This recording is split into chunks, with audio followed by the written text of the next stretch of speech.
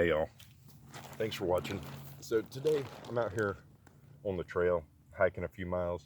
I decided to stop and make myself some coffee here with my little camp heater and stainless steel cup. I was thinking how easy it is for some folks to think that this is roughing it. How being out here for a little bit can make you think that you could live this way without all the necessities of everyday life. You'd be fooling yourself. You need air conditioning, you need a shelter over your head, you need food and medicine, all these things. So the reason why I bring this up is because of all these people talking about civil war. I always threaten it, civil war. Civil war if Trump doesn't win the re-election. Civil war if Trump gets impeached. Civil war if there's gun regulation. So I just want to tell all y'all ain't ready for that. You just ain't. Y'all keep talking that BS if you want to, but you ain't ready for it. Killer Mike is a rapper and an activist. You may have heard of him if you've heard of the group Run the Jewels. He's one half of that group. They're pretty popular. But as an activist, he's very big in the black community here in America. And there's a video online of him talking to the people and at a meeting in his community, and he's asking them, "Are you ready to? Are you really ready for a revolution? Are you really ready for war? How many of you know how to fish? How many of y'all can hunt? How many of y'all know a martial art? Can defend yourself, self-defense? Because if you can't do any of these things, you can't hunt, you can't fish, you don't know a martial art, you can't grow your own food, then you are not ready for a civil war. You are not ready to go to war with the federal government or your local government or anything else. How many of y'all are ready to see your mother, your sister, your father, your brother, your son, your daughter die, be shot to death? How many of y'all are ready to see them die because they can't get life-saving treatment, get their daily life necessary medicines? Y'all ain't ready for that. You ain't ready to watch your loved ones die just simply because they can't get the medicine they need to survive. And not because they can't afford it, but because you started a war over magazine sizes. Because a capacity limit for your magazine size, or a bump stock, or a bayonet fixture, or a grenade launcher mount. You started a civil war over these things, but you said nothing when they came and repealed Dodd-Frank and set up so they could steal your homes again. You didn't say anything whenever they went ahead and decided against Citizen or for Citizens United and said that corporations are people and money is speech, and stole your voice. You didn't start a civil war then. Didn't start a civil war whenever they started a war against your family, your friends, your neighbors over the drug war. Nope. But over an AR-15, you'll start a civil war. So tell me, are you ready to kill your neighbor?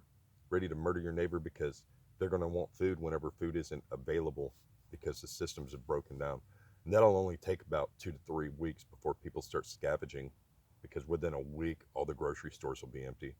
Start a civil war where you're really trying to tear down the infrastructure. You got to destabilize all that stuff. You got to take down the infrastructure first. You got to destroy their supply routes. So all your favorite places to go, favorite places to eat, ain't gonna be there. You have to cook at home.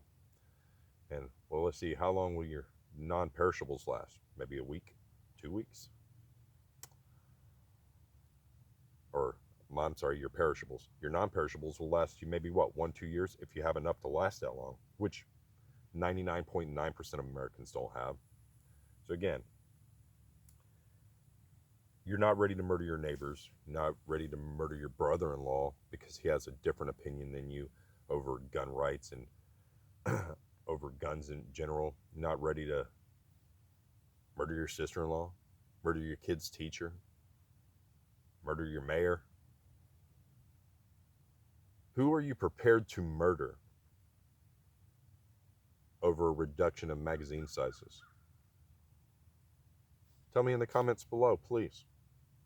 Tell me, who is it that you're willing to kill? And again, before you start saying stupid shit and trying to troll me on here, all the people who instantly are hating on me and instantly wishing bad thoughts on me. Well, you're wishing bad thoughts on a single father of 6 kids who has one of his children has Down syndrome. Yeah, yeah. Wishing bad stuff on a person who only wants better for everybody. Again, I'm not talking about taking away your guns. I'm not saying that you don't even have the right to have a gun. What I'm saying is that we need to have a real discussion about this. And saying that I don't want to get rid of my guns is not part of the conversation. Saying get rid of all guns is not part of the conversation. We need real solutions, and being pig-headed and stubborn and threatening violence against our brothers, our sisters, our fellow Americans over something that you purchase, over something that you could just purchase. Let's not talk about, being responsible gun owners, taking on a little bit of the duty of being responsible for our own rights, taking a little responsibility for person-to-person sales in states that allow it, citizen-to-citizen sales. But again, no. We can't make no legislation. The government shouldn't have any business saying that. Really? The government's duty is to serve the people. And to serve the people, there have to be people. And if we keep killing each other over stupid, petty shit, none of this is going to matter. I hope that people who really want to discuss this will comment below. Those who have real solutions to these problems will comment below.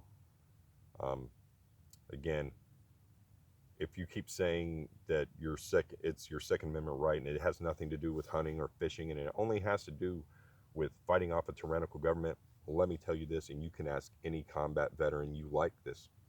You were sorely outmanned and outgunned. You do not stand a Ice Cube's chance in hell. Let's just be real about it. Yeah, you can mount little insurrections, you can have little victories here and there, but without changing the hearts and the mind of the people, you never win a war. That's just a fact.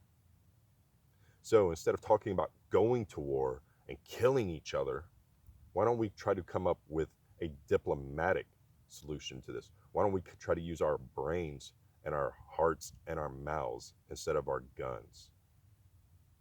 Anyways, guys, that's just my opinion. Hope y'all had a great holiday season.